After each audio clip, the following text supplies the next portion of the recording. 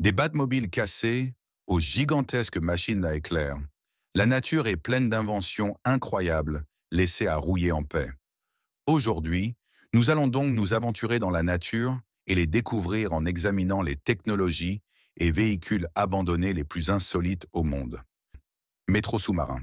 Si vous faites de la plongée sous-marine au large de Charleston, en Caroline du Sud, vous trouverez ce qui ressemble au reste d'une civilisation sous-marine avec un grand réseau de transport en commun. En effet, à environ 30 miles au large, le fond marin abrite 50 wagons de métro de New York en décomposition, recouverts d'algues et grouillant de poissons. Ça ressemble à la métropole perdue d'Atlantis. Mais les wagons ont été délibérément coulés à 100 pieds sous l'eau en 2002 lorsque le département des ressources naturelles de Caroline du Sud a décidé de créer un récif corallien artificiel sur le fond océanique. Le fond marin plat de la région a à peine des rochers ou des coraux naturels, donc il n'y a pas beaucoup de nourriture pour les poissons, en raison d'un manque de crustacés et de mollusques vivants dans les rochers, et les poissons n'ont également nulle part où se cacher de leurs prédateurs. Ainsi, le récif dit Comanche a été créé pour devenir un nouveau foyer pour la faune et attirer plus de poissons dans la région. Ils ont retiré les fenêtres et les portes de chaque wagon, et lorsque les wagons ont été coulés, ils ont rapidement été colonisés par des moules, des crevettes et des poissons affamés. Les récifs artificiels comme celui-ci peuvent contenir environ 400 fois plus de nourriture pour les poissons qu'un fond marin plat. Et aujourd'hui, les wagons de métro abandonnés grouillent littéralement de vie.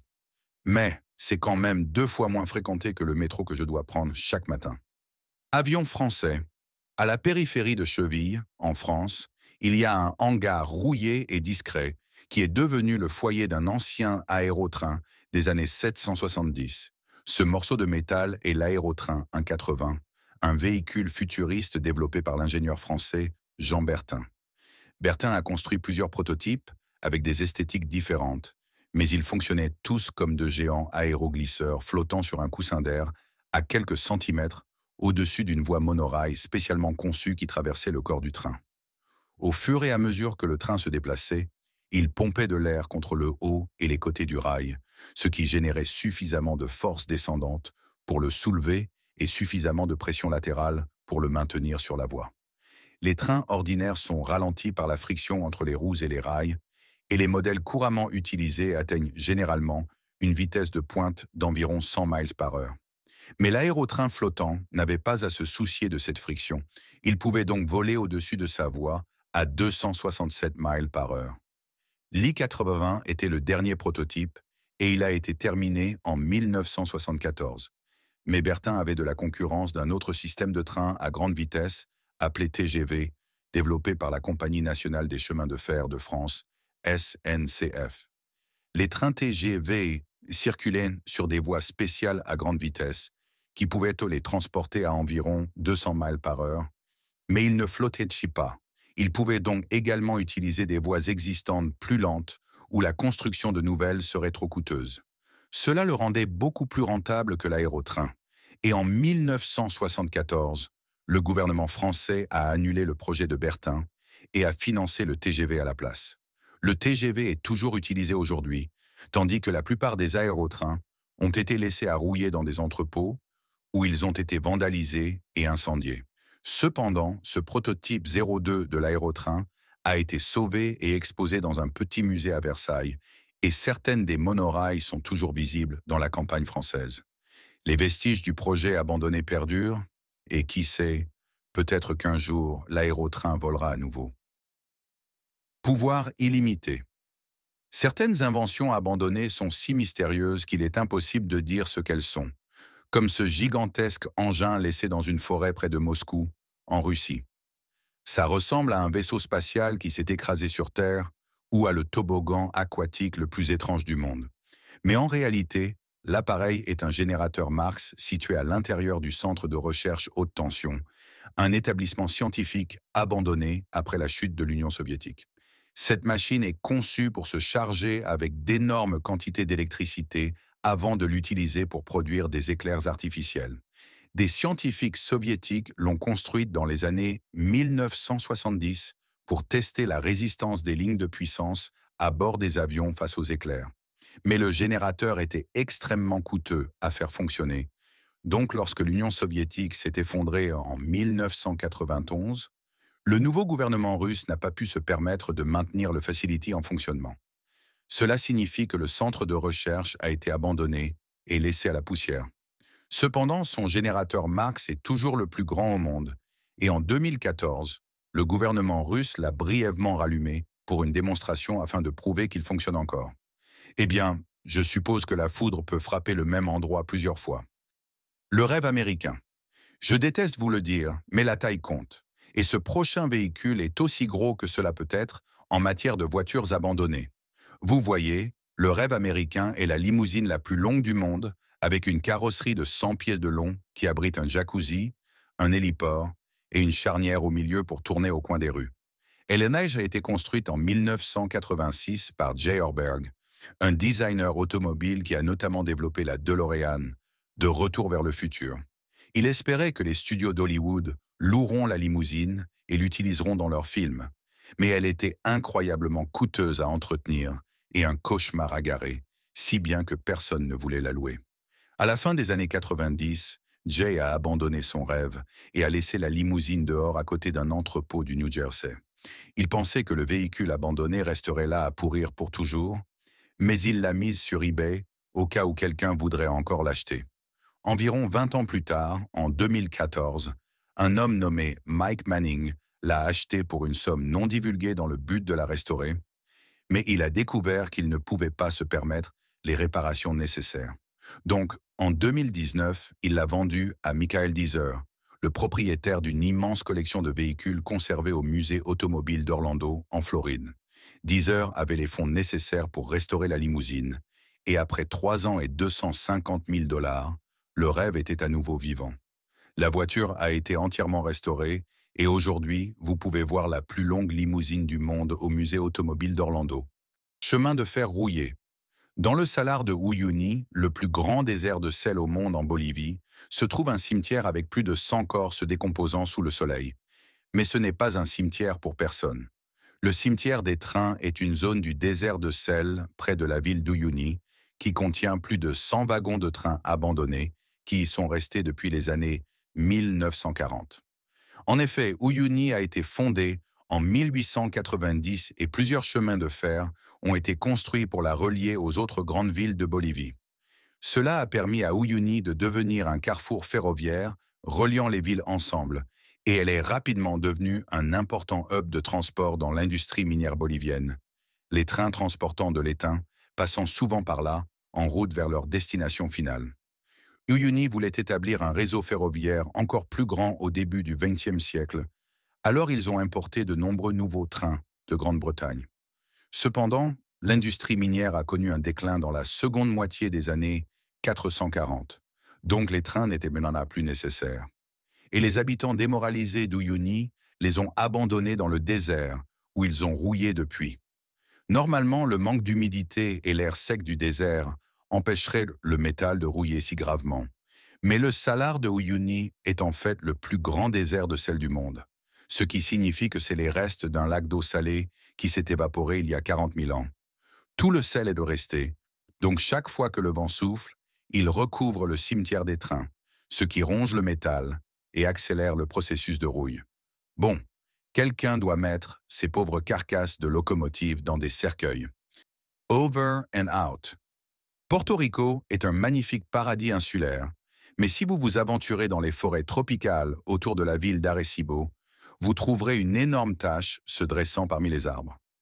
Ce plat en béton n'est pas l'assiette du dîner de King Kong, et c'est en fait tout ce qu'il reste d'un télescope spatial incroyablement technologique à l'observatoire d'Arecibo abandonné. La National Science Foundation des États-Unis a construit l'observatoire en 1963 et ils l'ont utilisé pour examiner des astéroïdes, des étoiles et des planètes pendant plus de 50 ans. C'était le plus grand télescope de ce type sur Terre. Mais en 2017, il a été endommagé par l'ouragan Maria de catégorie 5. La NSF a effectué des réparations et a continué de travailler à l'observatoire, mais l'ouragan l'avait affaibli, et en août 2020, un câble soutenant la plateforme centrale du télescope s'est cassé de manière inattendue, laissant un trou dans le plat. La NSF a alors passé des mois à essayer de le réparer, mais le 1er décembre, le désastre est survenu lorsque les câbles restants ont cédé et ont fait s'effondrer toute la plateforme au sol. Les dégâts étaient si catastrophiques que la Fondation n'a pas pu réparer l'observatoire, ce qui signifie que le télescope avait transmis pour la dernière fois. Ils ont envisagé de construire un centre éducatif sur le site, mais pour l'instant, les décombres de cet observatoire record sont toujours là et je pense qu'il est assez ambitieux de la part de Google Maps de répertorier le site comme temporairement fermé. Désolé Google, mais je ne pense pas qu'on puisse réparer ça. Navire fantôme. Lorsque vous voyagez sur un bateau de croisière, vous vous attendez à recevoir une visite relaxante autour de certains des plus beaux endroits au monde. Cependant, en avril 2000, les passagers du MS World Discoverer ont vécu une expérience assez stressante qui s'est terminée par une fuite d'un naufrage. En effet, alors que le Discoverer tentait de naviguer à travers le Sandfly Passage dans les îles Salomon, il a heurté un récif corallien non cartographié, ce qui a fait chavirer lentement le navire. Le capitaine a envoyé un signal de détresse et un ferry à proximité a évacué les passagers. Mais il savait que le navire coulerait, donc il l'a intentionnellement échoué dans la baie de Roderick pour faciliter l'opération de sauvetage. Malheureusement, les entreprises de sauvetage n'ont pas pu accéder à la zone en raison de la guerre civile qui sévissait aux îles Salomon. Donc le navire est resté abandonné jusqu'en 2004, lorsque son propriétaire, Society Expeditions, a fait faillite. Depuis lors, personne n'a techniquement possédé le navire abandonné, donc il n'a pas été récupéré. Mais, incroyablement, l'épave est devenue une attraction touristique et des bungalows de vacances ont été construits juste à côté, permettant aux visiteurs de séjourner à quelques pas du Discoverer. Aussi pittoresque que soit cette épave, certaines personnes s'inquiètent que, à mesure que le navire continue de se dégrader, son moteur commence à fuir de l'huile dans la baie de Roderick. En 2015, un navire de croisière nommé Ocean Dream était amarré à Limeshebang, en Thaïlande, lorsqu'il a eu une fuite et s'est incliné sur le côté. La société Shanghai East Time Ship Management ne voulait pas payer pour sauver leur bateau, alors ils l'ont abandonné. Mais 1 an plus tard, le navire a commencé à fuir de l'huile et a créé une nappe qui faisait des milliers de pieds de long, forçant les propriétaires à nettoyer leur désordre pour éviter une catastrophe environnementale à grande échelle. Donc, bien que le Discoverer n'ait pas encore commencé à fuir de l'huile, peut-être que le navire rencontrera un destin similaire et que les eaux de la baie de Roderick ne resteront pas cristallines encore longtemps. Catastrophe. Si vous possédez un bateau ou une voiture coûteux, le pire des scénarios est de subir un accident qui le réduit en cendres. Mais en février 2022, la compagnie maritime japonaise MOL a subi une perte encore plus importante lorsqu'un seul accident a détruit plus de 4000 véhicules d'un seul coup. En effet, leur cargo, le Felicity Ace, transportait environ 4000 voitures d'Allemagne vers les États-Unis, mais alors qu'il passait à proximité de l'archipel des Açores, le navire a pris feu et les flammes se sont rapidement propagées à sa coque. Certains experts pensent que l'incendie a été déclenché par une batterie lithium défectueuse dans une voiture électrique. Et après l'évacuation de l'équipage, le bateau a brûlé de manière incontrôlable pendant environ 1 semaine avant que le feu ne soit finalement éteint. Une entreprise de sauvetage a ensuite passé une autre semaine à essayer de comprendre comment déplacer en toute sécurité un bateau de cette taille. Mais elle n'en avait pas vraiment besoin car le 1er mars, le navire gravement endommagé s'est soudainement renversé et a coulé au fond de l'océan, emportant avec lui sa précieuse cargaison. Les voitures à bord comprenaient 20 Lamborghini Huracan, 190 Bentley et 1117 Porsche. Et en tout, les véhicules valaient 438 millions de dollars. En outre, le cargo lui-même valait 24,5 millions de dollars. Donc l'incident a été une perte assez importante pour MOL. Mais d'un autre côté, la société vaut 12,2 milliards de dollars. Donc elle se remettra définitivement. Et la cargaison abandonnée du Felicity Ace repose toujours au fond de l'océan. Alors les poissons dans l'air ont reçu une cargaison de voitures toutes neuves à conduire. Enfin, dès qu'ils auront compris comment utiliser les pédales, bien sûr. Maison de retraite. Lorsque les riches vieillissent et prennent leur retraite, ils déménagent généralement en Floride. Mais lorsqu'un aéronef militaire de plusieurs millions de dollars arrive en fin de vie, Il rejoint une communauté de retraite exclusive à Tucson, en Arizona. Établie en 1946, la base aérienne de Davis Monthan, ou Boneyard, abrite plus de 4000 avions abandonnés d'une valeur combinée de 34 milliards de dollars. Ses résidents comprennent des centaines de chasseurs comme le F-111 Aardvark de 1964 et le F-4 Phantom II de 1958. Mais certains de ces VIP ne sont pas laissés à ciel ouvert, comme le premier chasseur furtif au monde, le F-117 Nighthawk. Cet avion a été présenté en 1981, mais une partie de sa technologie furtive est toujours classée top secrète. Ainsi, lorsqu'il a été retiré du service en 2008, plusieurs modèles ont été enfermés dans les entrepôts de Davis Monthan, loin des regards du public. Certains des avions du Boneyard ont été abandonnés pendant des décennies, mais il pleut rarement en Arizona et l'humidité faible empêche les véhicules de rouiller. Cela permet à l'Air Force de récupérer des pièces des avions parfaitement conservées pour les réutiliser, et à une occasion, ils ont remis un avion longtemps abandonné en service. Wiseguy est un bombardier B-52 Stratofortress construit en 1955 qui a volé durant la guerre du Vietnam. Il a été retiré au cimetière en 2008, mais incroyablement, le vieil homme a été rappelé en service en 2019 pour remplacer un autre B-52 qui avait été accidentellement détruit lors d'un exercice d'entraînement. Wiseguy était en excellent état grâce aux conditions à Davis Monthan. Et bien que l'avion n'ait pas été utilisé au combat, il est actuellement en attente, prêt à rejoindre le combat plus de 70 ans après sa construction. Pour remercier tout ce que mon grand-père a fait après sa retraite, il jouait au golf. Le pic vert. Si vous voulez trouver de la technologie abandonnée incroyable, il est logique de vous diriger vers l'un des endroits les plus célèbres abandonnés de la Terre. La centrale nucléaire de Tchernobyl a explosé en avril 1986, libérant d'énormes quantités de radiation et créant une zone d'exclusion de 1000 miles carrés autour de l'installation qui est abandonnée depuis. La région contient toujours des poches de radiation mortelles et il est illégal d'y aller sans guide. Mais des explorateurs courageux s'y introduisent régulièrement pour visiter un incroyable morceau de technologie abandonnée appelé Duga. Ce gigantesque mur métallique est une station radar géante construite par l'Union soviétique en 1972. Elle mesure 150 mètres de haut et 700 mètres de long, ce qui est plus haut que la Grande Pyramide d'Égypte et presque aussi long que le Burj Khalifa de Dubaï. Elle a été construite pendant que l'URSS était engagée dans la guerre froide contre les États-Unis comme système d'alerte précoce contre les missiles entrants. Le radar pouvait détecter des missiles jusqu'à 1600 miles de distance, nécessitant une énorme quantité d'énergie pour fonctionner, et les théoriciens du complot ont spéculé que l'une des principales raisons pour lesquelles la centrale de Tchernobyl a été construite en 1977 était de fournir plus de puissance à Duga. D'autres théories du complot entourent la station, et lorsque Duga a été activée en 1976, elle était si puissante que des opérateurs radio du monde entier pouvaient entendre le bruit de pulsations répétitifs que produisaient ces signaux. Ainsi, les gens en Occident l'ont surnommé le pic vert russe et ont théorisé qu'il s'agissait d'un dispositif de contrôle mental soviétique expérimental. Malheureusement, le radar de détection de missiles a été abandonné lorsque la centrale de Tchernobyl a explosé et il est tombé en ruine au fil des ans.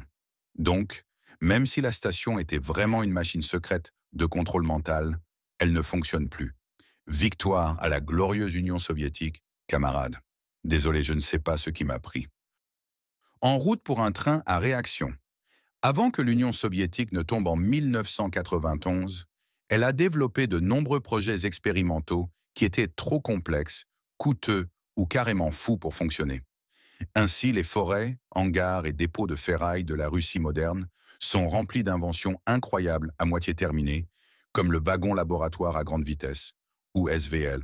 En 1966, les États-Unis ont commencé à tester un train expérimental propulsé par réacteur appelé M497 Black Beetle, qui pouvait atteindre des vitesses de 183 miles par heure.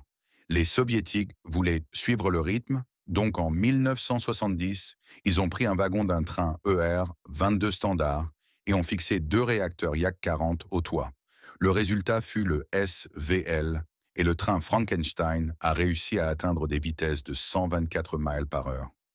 Le fait que le SVL n'ait pas immédiatement explosé était impressionnant, mais il y avait de sérieux problèmes dans sa conception.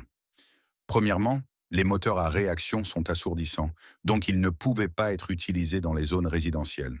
De plus, le carburant pour réacteur est très cher, donc il serait impossible de créer un réseau ferroviaire avec plusieurs SVL uniquement à cause des coûts de carburant. En conséquence, le gouvernement soviétique a annulé le projet en 1975 et le seul prototype a été envoyé à la ferraille à Saint-Pétersbourg. Le véhicule a rouillé pendant des décennies pendant que l'Union soviétique s'effondrait tout autour. Cependant, le SVL n'est pas mort pour de bon, car en 2008, il a été sauvé et transformé en monument qui se trouve actuellement devant l'usine de wagons Tever. Le SVL a reçu une nouvelle couche de peinture et une plaque commémorative de son histoire, ce qui constitue une belle fin pour ce véhicule assez impressionnant. Et j'espère qu'il inspirera quelqu'un d'autre à créer un train à réaction. Mon trajet domicile-travail prend une éternité. Grand Left Auto. Pour la plupart d'entre nous, penser à posséder une voiture de sport comme une Lamborghini ou une Bugatti semble être un rêve totalement inaccessible. Mais selon Internet, les ultra-riches abandonnent fréquemment leurs véhicules de luxe dans la nature, permettant à quiconque de venir les prendre gratuitement. En 2011, une image a été publiée montrant une Lamborghini Diablo rouillant dans un champ de chèvres à un endroit non divulgué. La Diablo a été produite de 1990 à 2001 et ces voitures vintage valent maintenant jusqu'à 300 000 $. Donc c'était une découverte incroyable. Cependant, selon les passionnés de voitures sur Reddit, la vitre opaque de cette voiture suggère qu'il s'agit en réalité d'une voiture de kit, ce qui est une voiture moins chère qui a été dépouillée de son châssis et recouverte d'une coque en fibre de verre pour lui donner l'apparence d'une voiture de sport. Il faut parfois découper soi-même les fenêtres d'une coque de voiture de kit, mais le propriétaire de celle-ci ne l'a pas fait, prouvant que la Diablo est probablement une imitation. Mais cette Lamborghini n'est pas la seule découverte de supercar qui s'est avérée être un canular. En 2022, des images ont commencé à circuler en ligne montrant une Bugatti Chiron de 2,69 millions de dollars abandonnée dans les bois.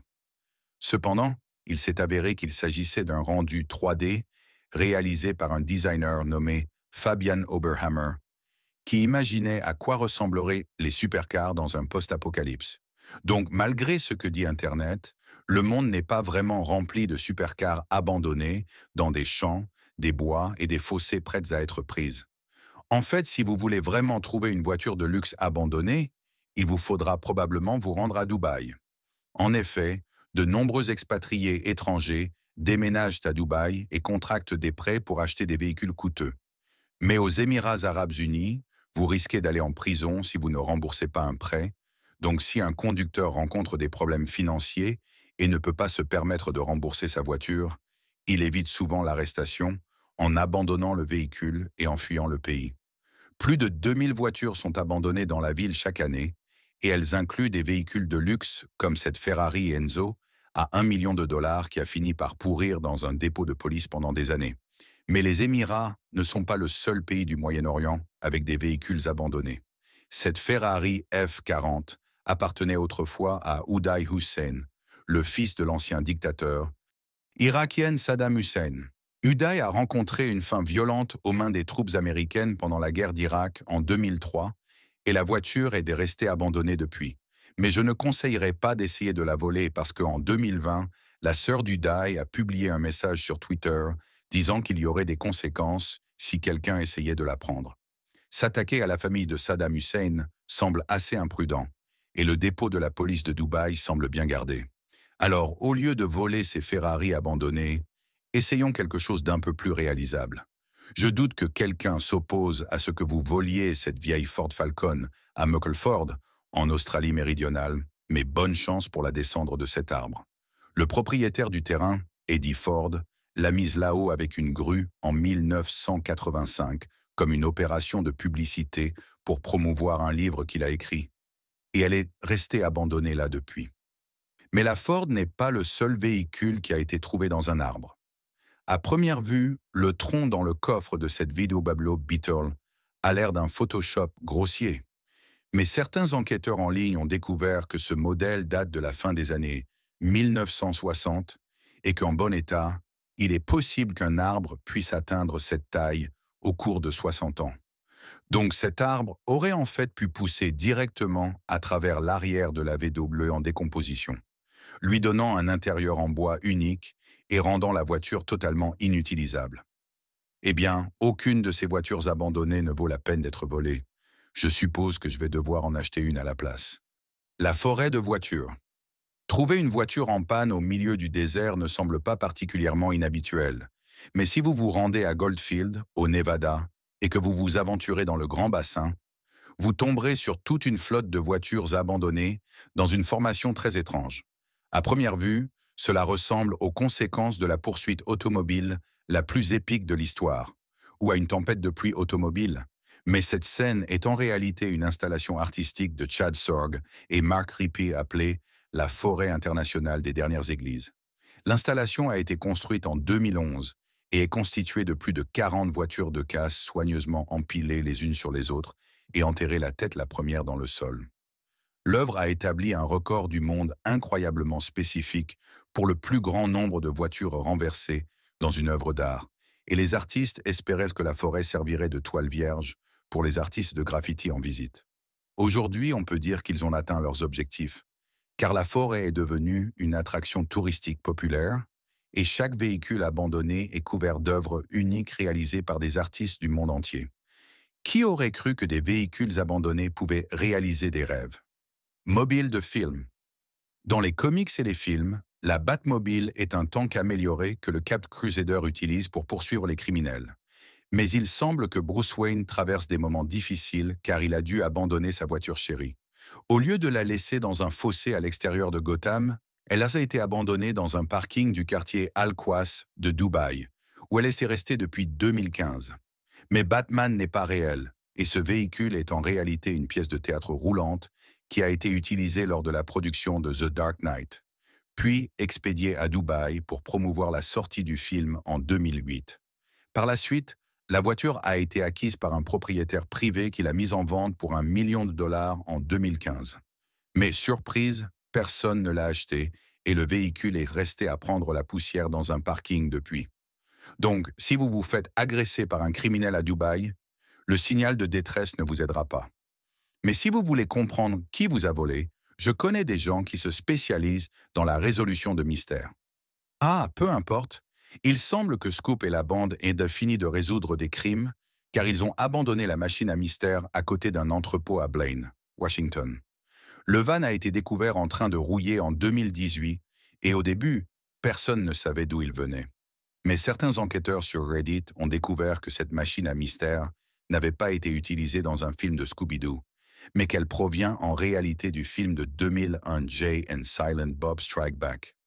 Le film présente une parodie classée R des enfants fouineurs qui se déplacent dans ce vieux van rouillé, et quelque temps après la fin du tournage, le véhicule a été abandonné à Blaine. Vous voyez, stocker des voitures peut coûter cher. Donc les studios d'Hollywood abandonnent souvent les véhicules qu'ils utilisent dans un film une fois le tournage terminé. C'est pourquoi le van emblématique a été laissé dans l'État de Washington et à Coober Pedy, en Australie, vous pouvez trouver un vaisseau spatial rouillé dans un parking ordinaire. Le véhicule est un vestige du film de Vin Diesel Pitch Black qui a été tourné dans la région en 2000. Dans le film, le vaisseau spatial s'écrase sur une planète extraterrestre avant d'être abandonné par le personnage de Vin. Et dans ce cas, l'art imite la réalité, car lorsque le film a terminé son tournage, la pièce a été laissée en Australie et maintenant ce vaisseau est une fixture permanente sur Terre. Eh bien, ces véhicules sont assez rouillés, donc je vais conclure cela et aller me faire vacciner contre le tétanos. Lequel de ces morceaux de technologie abandonnés et de véhicules aimeriez-vous le plus revoir en action? Faites-le moi savoir dans les commentaires et merci d'avoir regardé.